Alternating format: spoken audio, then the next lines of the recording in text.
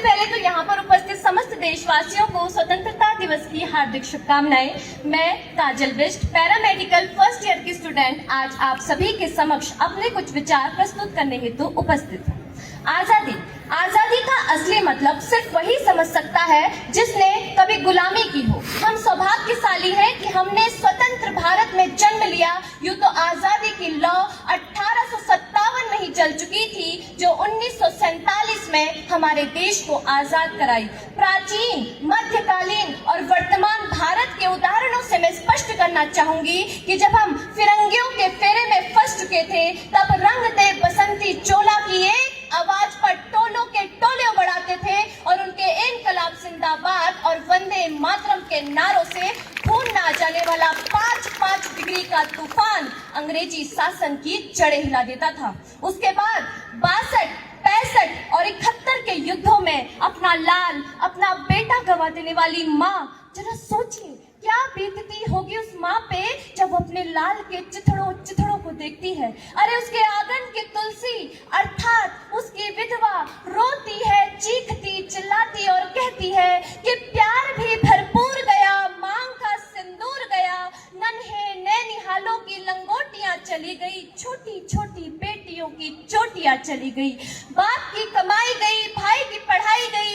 एक ऐसा विस्फोट हुआ कि पता ही चला नहीं, पूरे जिस्म की कई बोटियां चली गई, पूरे जिस्म की कई बोटियां चली गई। अरे आपके लिए तो एक आदमी मरा था साहब, मेरे घर की तो रोटियां ही चली गई। इस प्रकार पूरा देश, पूरा परिवार अपनी देशभक्ति साबित कर रहा होता था, तब देश बलिदान मांगता था, तब देश लड़ जाने को कहता था, तब देश मर जाने को, मिट जाने को या फांसी चढ़ जाने को कहता था। किंतु आज आदेश बलिदान नहीं मांगता, आदेश लड़ जाने को नहीं कहता, आदेश मर जाने को, मिट जाने को या फांसी चढ़ जाने को नहीं कहता, बल्कि मेरे विचारों के अनुसार यदि कोई व्यक्ति अपना काम पूरी मेहनत, पूरी लगन और पूरी ईमानदारी से करे तो वही सच्चा देशभक्त है। मैं नहीं मानती कि व्हाट्सएप, फेसबुक या इंस्टाग्राम की डीपी को 3 रंगों में रंगना ही देशभक्ति है या वर्ष में 2 बार तिरंगा हाथ में लेना ही देशभक्ति है। यदि आप कहेंगे कि वर्ष में 2 बार तिरंगा हाथ में लेना ही देशभक्ति है, तो मैं पूछना चाहूंगी कि फुटपाथ पर रहने वाला बच्चा ट्रैफिक की छांव में नंगे पांव अगर तिरंगा बेच रहा है तो क्या आप उसे उसकी देशभक्ति कहेंगे? नहीं, ये उसकी देशभक्ति नहीं, ये उसके पेट के भूख की शक्ति है जो उसे ऐसा करने पर मजबूर करती है। क्योंकि ना तो वो मस्जिद को जानता है, ना वो शिवालियों को जानता है, क्योंकि ना तो वो मस्जिद को जानता है, ना वो शिवालियों को जानता है। वो पेट के भूखे हैं साहब, वो केवल भोजन के निवालों को जानते हैं, वो केवल भोजन के निवालों को जानते हैं।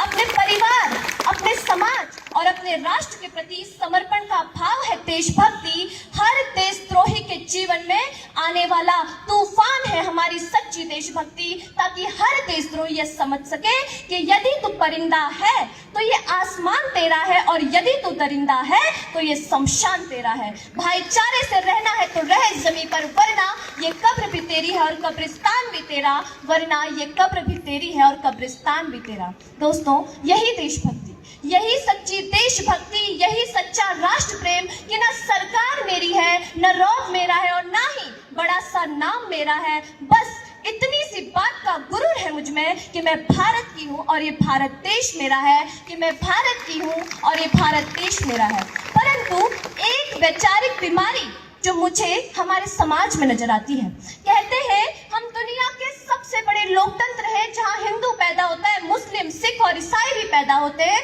परंतु बदकिस्मती से आज इंसान पैदा नहीं होते, परंतु बदकिस्मती से आज इंसान पैदा नहीं होते। मेरे विचारों में न हिंदू की जरूरत है, न मुसलमान की जरूरत है, राष्ट्र निर्माण के लिए केवल एक सच्चे इंसान की जरूरत है। जरा सोच के देखिए, ये पेड़ पौधे और शाखाएं भी परेशान हो जाएं अगर परिंदे भी हिंदू और मुसलमान हो जाएं, अगर परिंदे भी हिंदू और मुसलमान हो जाएं। और अब मेरे विचारों में हमारे देश का राष्ट्र निर्माण तभी संभव होगा जब इस देश में नारी की पूजा नहीं बल्कि नारी की इज्जत की जाएगी। स्वच्छ भारत स्वस्थ भारत अभियान को केवल सरकार ही नहीं बल्कि सड़क पर चलता प्रत्येक व्यक्ति हाथ बढ़ाएगा, स्वच्छ भारत स्वस्थ भारत को दिल से अपनाएगा। मेरे विचारों में हमारे देश का राष्ट्र निर्माण तभी संभव होगा जब एक गरीब बच्चा मध्याह्न भोजन के लिए नहीं बल्कि ज्ञानार्जन के लिए सरकारी स्कूलों की चौखट पर जाएगा। और आज इस मंच में पूरी जिम्मेदारी के साथ मैं भारत की बेटी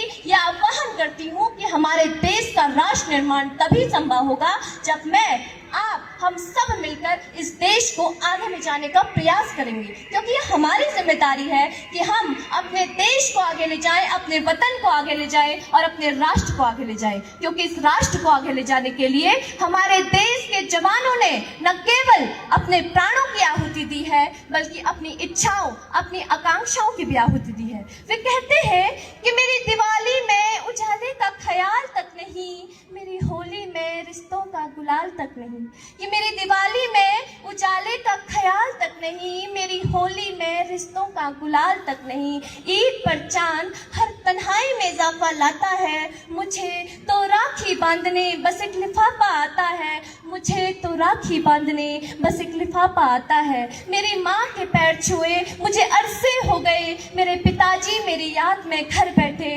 बूढ़े हो गए, मेरे पिताजी मेरी याद में घर बैठे बूढ़े हो गए। मैंने सहूलियत का गला घोटा, अपनी जरूरत नकारी है, मैंने इस देश के लिए, इस वतन के लिए अपनी जान तक वारी है, मैंने इस देश के लिए, इस वतन के लिए अपनी जान तक वारी है। जय हिंद, जय भारत, धन्यवाद।